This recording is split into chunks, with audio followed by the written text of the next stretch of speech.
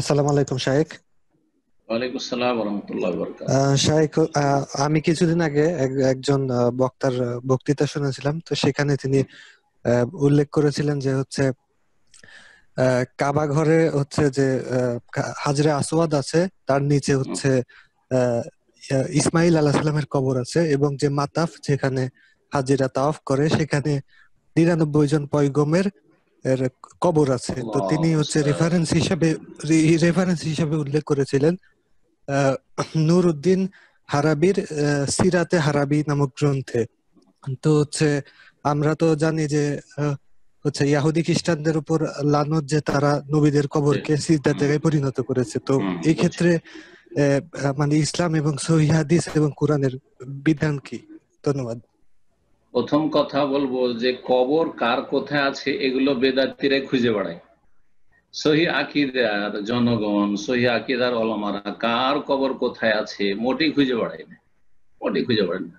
আমাদের খোঁজার কোনো প্রয়োজন করে না যে ইমাম আবু হানিফার কবর কোথায়, শাফি মালিক আহমদের কবর কোথায়, ইব্রাহিম আলাইহিস সালামের কবর কোথায়। কোনো প্রয়োজন নেই। বরং কবর যত নিশ্চিহ্ন হয়ে যাবে তত বেশি শিরক থেকে জাতি মুক্ত থাকবে। আর কবর বড় ব্যক্তিদের চিহ্নিত থাকলেই শিরকের যে কোনো সময় সম্ভাবনা আছে। জি, শয়তান সুযোগ নেবে। আর এইভাবে কবর মাজার পূজা শুরু হয়েছে, যার ফলে এই যারা ওয়াজ মাহফিলে অমুকের কবর অমুক জায়গায় আছে, অমুকের কবর অমুক জায়গায় আছে, প্রথম কথা তারা বেদাতি, তারা মাজার ভক্ত। ভালো করে শুনে রাখেন। অথবা সে তৌহিদ সুন্নাহর জ্ঞান রাখে না, না হলে মানুষকে শিরকের রাস্তা দেখাবে না, কার কোথায় কবর আছে এগুলো বলে বাড়াবে না। ঠিক। দ্বিতীয় কথা হচ্ছে যে সিরাতের কিতাবাদিতে অনেক জাল জয়ীফ রেওয়ায়াত রয়েছে। সিরাতের কিতাবাদি হাদিসের কিতাবের মতো নয়। আরে হাদিসের দুটো কিতাব বাদে আবু দাউদ, নাসাই, তিরমিজি, ইবনে মাজাতে অনেক জয়ীফ হাদিস আছে, ইবনে মাজাতে জাল হাদিস আছে। আর সিরাতের কিতাবে তো অনেক জাল জয়ীফে ভরা। সুতরাং কোন সিরাতের কিতাবে থাকলে বয়ান করা শুরু করে দিবে, জাহান্নামে যেতে হবে।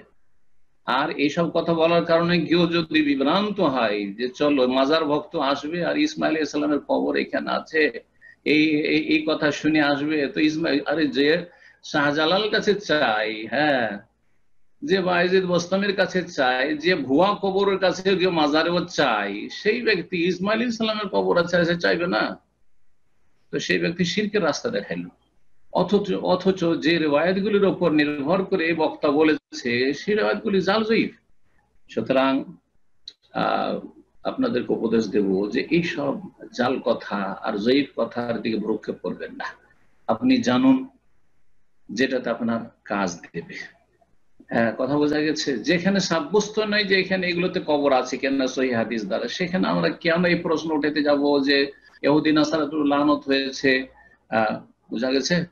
আর তারপরে যদি প্রাচীন যুগে হয়ে থাকে কোনো কিছু, প্রাচীন যুগে যদি কোনো কিছু হয়ে থাকে তাহলে সে নিশ্চিন্ন হয়ে গেছে। আপনারা জানেন যে 30 বছর কোন মাইয়ের দাফন থাকলে তার হাড় হাড্ডি সব নিশ্চিন্ন হয়ে যায়, মোটামুটি 30 বছরে, আনুমানিক 30 বছরে।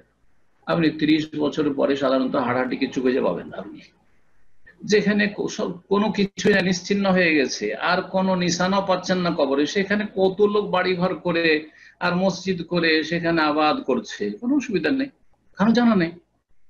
তো যদি এইরকমটা হয়ে থাকে তাহলে কোনো অসুবিধা নেই। আর তারপরে আবার বলছি যে এই রেওয়ায়তগুলির কোনো ভিত্তি নাই, সিরাতের কিতাবে থাকলে হয়ে গেলে এমন কথা না। এই জন্য তো সহি সিরাতুন নবী পড়তে হবে। আলিদা মদিনা ইউনিভার্সিটি আলহামদুলিল্লাহ সহি সিরাতুন নবী বের করা হয়েছে, তার মধ্যে আর রাহিকুল মখতুম নবী সাল্লাল্লাহু আলাইহি ওয়াসাল্লামের সিরাতের উপর আপনার যে কিতাবটি, এটা সহি। আর এইরকমই সিরাত ইবনে হিশাম, তারপরে মোহাম্মদ আব্দুল্লাহ রহমতুল্লাহ আলাইহির কিতাব মুখতাসার সিরাতুর রাসূল।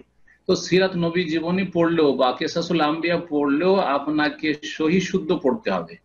আমাদের যুগে আমরা ছাত্র জীবনে কিসাসুল আম্বিয়া পড়তাম, ফার্সি থেকে অনুবাদ হয়েছে, তাতে গাঁজা করিতে পড়তো, সাদ্দাদের কিচ্ছা কাহিনী। আর ইব্রাহিম আলাইহিস সালামের প্রতিদিন 200 করে উট জবাই করা, 600 উট জবাই করার কাহিনী, আর উদ্ভট কিচ্ছা কাহিনী, নমরুদের কিচ্ছা কাহিনী, কিচ্ছা কাহিনী মা আনজালাল্লাহু বিহা মিন সুলতান, ভিত্তিহীন সবকিছু।